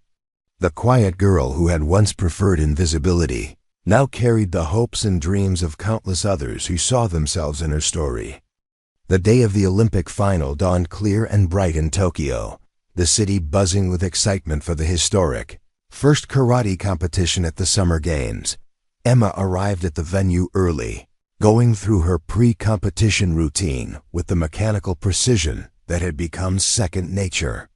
She meditated for 20 minutes, visualizing the match ahead and reinforcing the mental state that had carried her through countless competitions. The warm-up area was filled with the controlled chaos of elite athletes preparing for the most important competition of their careers. Emma moved through her preparation routine in her own bubble of concentration, stretching and shadowboxing while maintaining the internal focus that would be crucial for optimal performance. Santos arrived an hour before the match, surrounded by a team of coaches and supporters who filled the warm-up area with animated Portuguese conversation. The Brazilian fighter made no attempt to hide her confidence, laughing loudly and making gestures that were clearly intended to be seen by Emma and her coaching team. Emma noticed the behavior but remained centered on her own preparation, understanding that Santos' display was more about managing her own nerves than actual intimidation. The arena was packed to capacity as the fighters made their entrances for the Olympic final. Emma walked to the mat with the same measured steps that had once carried her invisibly through the halls of Riverside High. But now those steps were witnessed by millions of viewers around the world. She wore the Team USA uniform with quiet pride, representing not just her country, but everyone who had supported her journey from small-town student to Olympic finalist. Santos entered with theatrical flair, pumping her fists and encouraging the crowd to cheer louder. The contrast between the fighters was evident from their entrances, Santos feeding off external energy while Emma drew strength from internal sources. Both approaches had carried them to the Olympic final, but only one would prove sufficient for the ultimate prize. The introductions were made in 3 languages. The fighters' accomplishments read to an international audience that included heads of state, celebrities, and martial arts practitioners from every corner of the globe.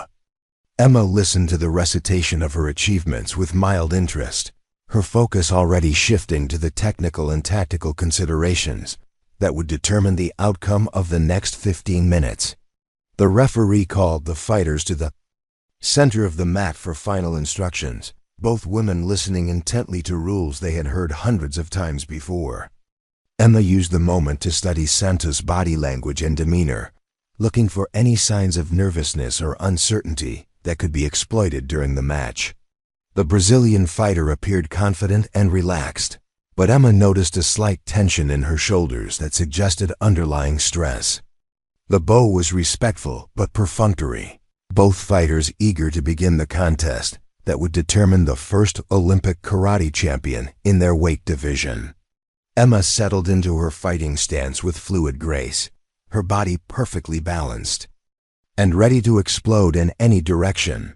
Santos adopted a more aggressive posture, her weight slightly forward as she prepared to launch the kind of early offensive that had overwhelmed many of her previous opponents.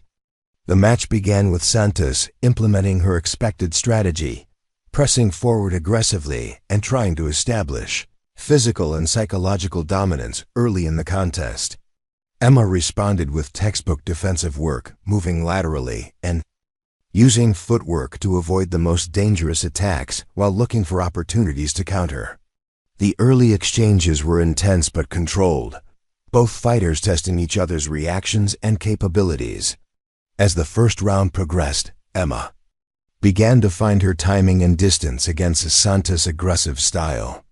Her counterattacks became more frequent and accurate, landing clean strikes that scored points while disrupting the Brazilians' offensive rhythm. Santos adjusted her approach, becoming more cautious as she realized that Emma's defensive skills were even better than the video analysis had suggested.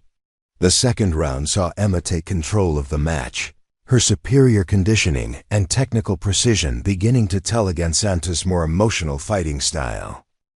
The Brazilian fighter's early aggression had cost her energy that she now needed for the later stages of the contest, while Emma's measured approach had conserved her strength for the decisive moments. Emma's victory came with a combination that perfectly exemplified her evolution from quiet student to Olympic champion. She used Santos' forward momentum against her, stepping aside at the last moment and delivering a counterstrike that was both technically perfect and devastatingly effective. The Brazilian fighter went down hard, her Olympic dreams ended by the precise application of skills that had been developed in a small dojo in Oregon and refined through years of dedicated practice. The arena erupted as Emma Chun was declared the first Olympic champion in women's karate, her victory representing not just personal achievement, but the culmination of a journey that had begun with a grandfather's dream and passed through a high school theater where bullies had tried to make her a victim. She stood at the center of the mat, her emotions carefully controlled even in this moment of ultimate triumph, and bowed respectfully to her defeated opponent.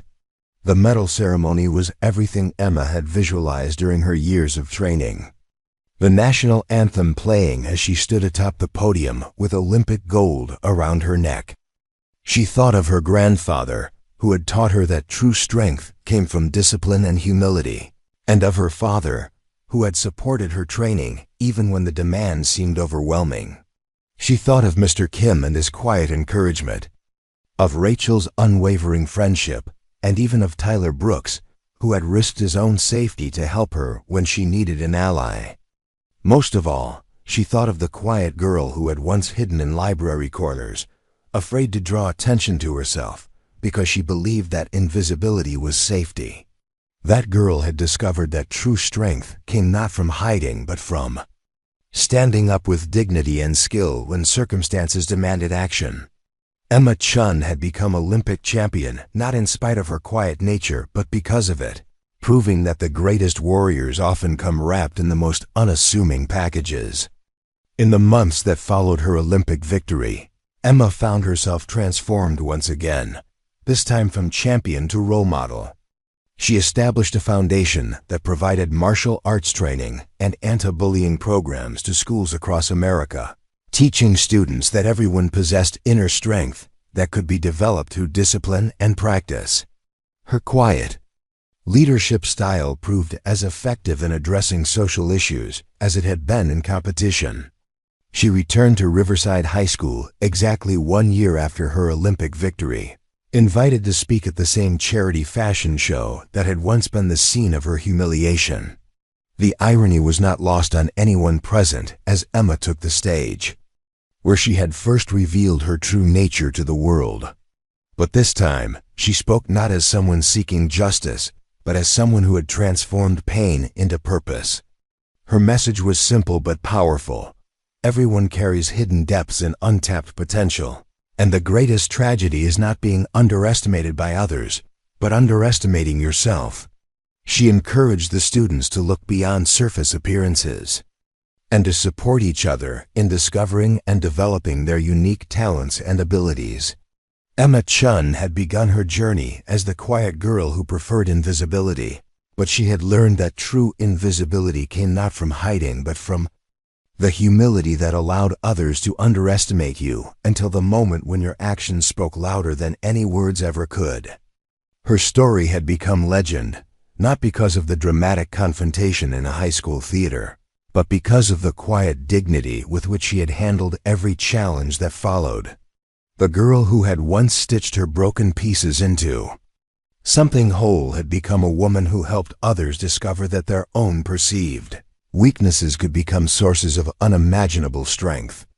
Emma Chun, Olympic champion and quiet warrior, had proven that sometimes the greatest victories are won not by those who make the most noise, but by those who possess the wisdom to know when silence ends and action begins.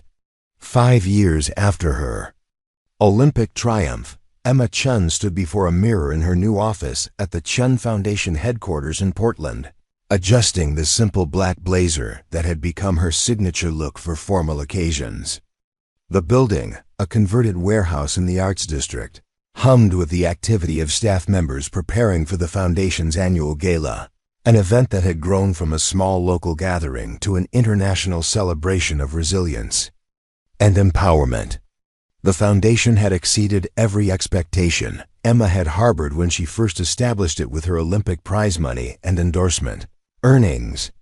What began as a modest program providing martial arts instruction to underserved communities had evolved into a comprehensive organization that addressed bullying, promoted mental health awareness, and created opportunities for young people to discover their hidden potential. The staff of 43 full-time employees worked across 12 states, implementing programs that had reached over 200,000 students. Emma's approach to running the foundation reflected the same principles that had guided her martial arts career: methodical planning, quiet leadership, and results that spoke louder than publicity. While other celebrity foundations relied heavily on media campaigns and high-profile events, the Chun Foundation focused on measurable outcomes and sustainable change. Their anti-bullying programs had been adopted by school districts across the country, their mental health initiatives had been replicated internationally, and their scholarship fund had sent over 3,000 students to college. The evening's gala would celebrate the foundation's 5th anniversary while announcing its most ambitious project yet, the construction of a national training center that would serve as both a martial arts academy and a research facility for studying the psychological benefits of disciplined physical training. The center, to be built on 50 acres in the Colorado mountains, would provide year-round programs for young athletes, while conducting groundbreaking research on the connections between martial arts training and character development.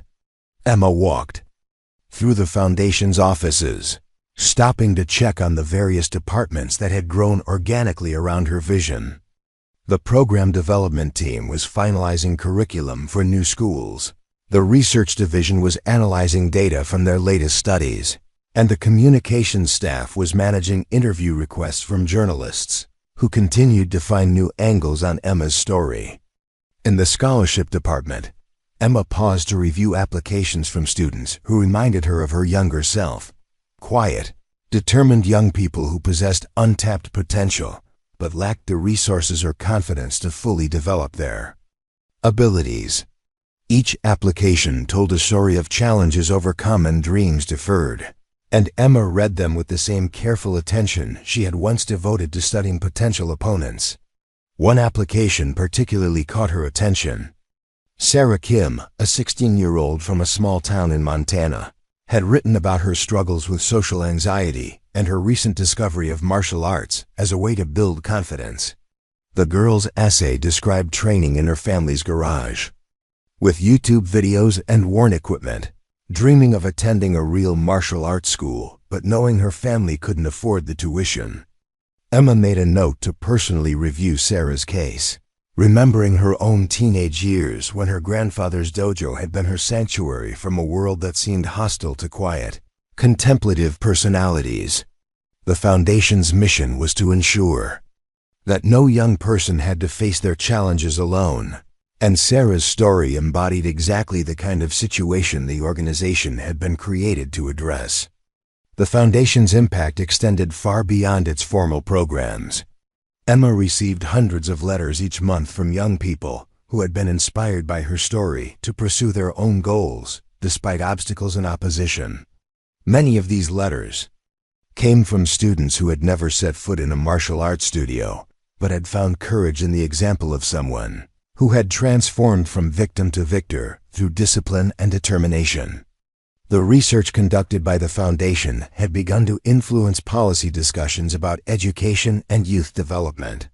Their studies had demonstrated clear correlations between martial arts training and improved academic performance, reduced behavioral problems, and increased self-confidence among participants.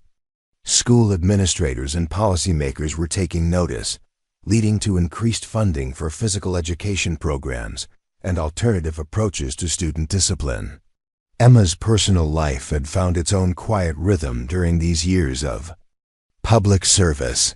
She had maintained her training regimen, though competition was no longer her primary focus. The daily practice sessions at her private dojo served as meditation and stress relief, helping her maintain the mental clarity necessary for leading a complex organization. She had avoided the celebrity lifestyle that often accompanied Olympic success, preferring the satisfaction of meaningful work to the temporary pleasures of fame. Her relationship with Marcus Rodriguez, a fellow martial artist she had met during a training camp, had developed with the same careful progression that characterized everything else in Emma's life. Marcus, a former Marine who had found martial arts during his recovery from combat injuries, understood the discipline and dedication that defined Emma's approach to both training and life. Their partnership was built on mutual respect and shared values rather than the passion and drama that characterized many celebrity relationships. The evening of the gala, Emma stood in the Foundation's main conference room, which had been transformed into an elegant reception space. The guest list included Olympic athletes, business leaders, educators, and hundreds of young people whose lives had been touched by the Foundation's programs.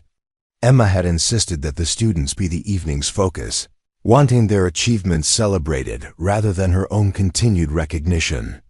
As guests began to arrive, Emma noticed familiar faces from different chapters of her life. Rachel Martinez, now a successful theater director in Seattle, had flown in specifically for the event.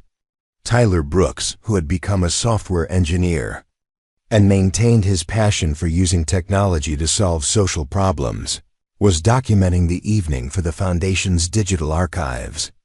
Even Principal Carter, now retired but still engaged in educational reform, had made the trip from Oregon to support Emma's work. The evening's keynote speaker was Dr. Jennifer Liu, a psychologist who had conducted extensive research on the relationship between martial arts training and psychological development. Her presentation drew heavily on data collected through the Foundation's programs, demonstrating how structured physical training could address issues ranging from anxiety and depression to aggression and social isolation. Emma listened to Dr.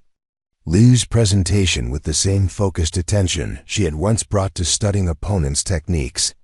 The research validated what she had always believed intuitively, that martial arts training provided more than physical skills, offering a pathway to mental and emotional strength that could transform lives in ways that extended far beyond self-defense. When Emma took the stage to present the Foundation's annual report, she spoke with the same quiet authority that had characterized her public appearances since her Olympic victory. The numbers she shared were impressive. Thousands of students served, hundreds of schools implementing their programs, and dozens of research studies demonstrating measurable improvements in participants' academic performance and social behavior. But Emma focused more on the individual stories than the aggregate statistics. She spoke about Maria Santos, a shy seventh grader from Los Angeles, who had discovered confidence through martial arts training and was now student body president at her high school. She shared the story of David Thompson, a former gang member from Detroit who had found direction through the Foundation's programs and was now studying criminal justice in college. Each story Emma told reflected a young person who had discovered hidden strength through disciplined training and supportive mentorship. These were not dramatic transformation stories, but rather accounts of steady progress and incremental growth, the kind of change that happened when someone committed to long-term development rather than seeking quick fixes. The evening's most emotional moment came when Emma introduced Sarah Kim, the 16-year-old from Montana whose scholarship application had caught her attention months earlier. Sarah had not only received a full scholarship to attend the Foundation's summer training program, but had also been selected as one of the first students for the new National Training Center. Sarah's brief speech about her journey from isolated teenager to confident young martial artist brought tears to many eyes in the audience. Her transformation had been facilitated by the Foundation's programs, but her courage and determination were entirely her own. Emma watched from the side of the stage, remembering her own teenage struggles and feeling profound satisfaction in knowing that other young people would not have to face their challenges alone. The gala's highlight was the announcement of the National Training Center, a project that would represent the Foundation's most significant expansion. The facility would provide year-round training for young martial artists, while conducting research that could influence how society understood the relationship between physical discipline and character development. Construction would begin the following spring, with the first students arriving in 2 years. Emma's vision for the training center reflected her belief that martial arts could serve as a vehicle for addressing broader social issues. Students would receive world-class athletic training while participating in programs focused on leadership development, academic excellence, and community service. The center would also host conferences for educators and policymakers, helping to spread evidence-based approaches to youth development. The financial support for the training center had come from an unexpected source, a consortium of technology companies led by none other than Tyler Brooks, whose software firm had become one of the most successful startups in the Pacific Northwest. Tyler had never forgotten the quiet girl who had trusted him with her secret, and his company's success had provided him with the resources to support her continued mission. As the evening wound down, Emma found herself in conversation with Dr. Liu about the psychological research that would be conducted at the new facility. The studies would examine not only the benefits of martial arts training, but also the specific teaching methods that maximized positive outcomes. Emma was particularly interested in research that could help identify students who might benefit most from alternative approaches to education and character development. The conversation was interrupted by the arrival of an unexpected guest, Jessica Blake. Now Dr. Jessica Blake, who had completed her doctorate in psychology and specialized in treating victims of bullying and trauma. Her transformation from high school tormentor to mental health advocate had been as complete as Emma's journey from invisible student to international champion. Jessica's presence at the gala represented a full-circle moment that neither woman could have anticipated during their high school confrontation. Their brief conversation was cordial but meaningful, two adults who had both learned important lessons from their shared history. Jessica's work with bullying victims had been informed by her understanding of the perpetrator's mindset, while Emma's foundation programs reflected her experience as someone who had been targeted but refused to be broken. As guests began to leave, Emma walked through the emptying reception space, taking time to personally thank the young people who had participated in the evening's program. These students, ranging in age from middle school to college, represented the Foundation's true measure of success. Their confidence, poise, and articulate descriptions of their goals demonstrated that the Foundation's approach was creating lasting change. The final guest to leave was Master Chun Wei, Emma's grandfather, who had flown in from Oregon despite his advanced age. At 89, he moved more slowly than in his prime, but his eyes still held the sharp intelligence that had guided 3 generations of martial artists. He had watched the evening's proceedings with quiet pride, seeing his family's martial arts tradition expanded into something that could benefit countless young people. Emma walked with her grandfather to his car, their conversation conducted in the mixture of English and Mandarin that had characterized their relationship since her childhood. Master Chun expressed his satisfaction with how Emma had used her gifts not just for personal achievement, but for the benefit of others. He reminded her that true martial arts mastery was measured not by victories in competition, but by the positive impact one had on future generations. Alone in her office after the last guest departed, Emma reviewed the evening's program and began planning the next phase of the Foundation's work. The success of the gala had exceeded expectations, But Emma knew that real change happened in classrooms and training facilities, not at fundraising events. The Foundation's programs would continue to evolve based on research and feedback, always focused on measurable outcomes rather than good intentions. Emma's computer chimed with new messages, including emails from students around the world who had watched the gala's live stream.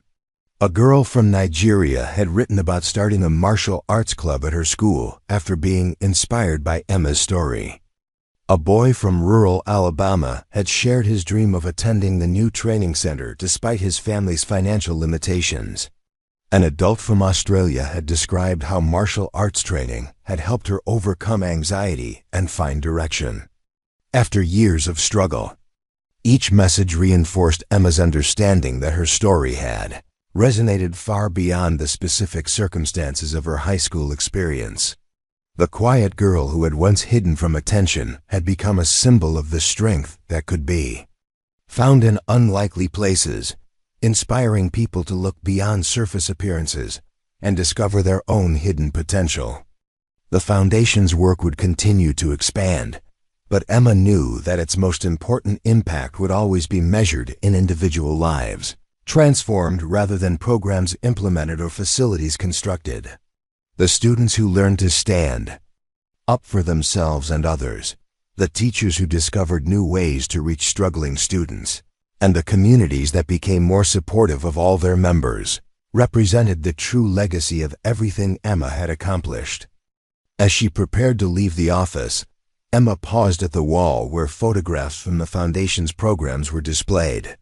Images of students training, graduating, and achieving their goals created a visual timeline of the organization's impact. In the center of the display was a photo from the original charity fashion show at Riverside High, not the viral video that had made her famous, but a candid shot of her walking onto the stage before her demonstration. The photograph captured a moment of transformation, the instant when the quiet girl who had spent 3 years being invisible decided to step into the light and show the world who she really was. Emma looked at that image now and saw not just her own journey, but the potential that existed in every young person who had ever felt overlooked, underestimated, or alone. Emma Chun had learned that true strength was not about defeating opponents, but about empowering others to discover their own power. The quiet girl who had once preferred invisibility had become a beacon for anyone who needed to believe that their current circumstances did not define their future possibilities. Her story continued to unfold not in dramatic confrontations, but in the steady, persistent work of building a better world for young people who deserved the chance to discover their own hidden strength. The foundation that bore her name would outlast any individual achievement or recognition, creating a legacy measured not in medals or accolades, but in lives transformed and potential realized. Emma had discovered that the greatest victory was not winning a competition, but creating conditions where others could win their own battles against doubt, fear, and limitation. Up next, you've got 2 more standout stories right on your screen. If this one hit the mark, you won't want to pass these up. Just click and check them out.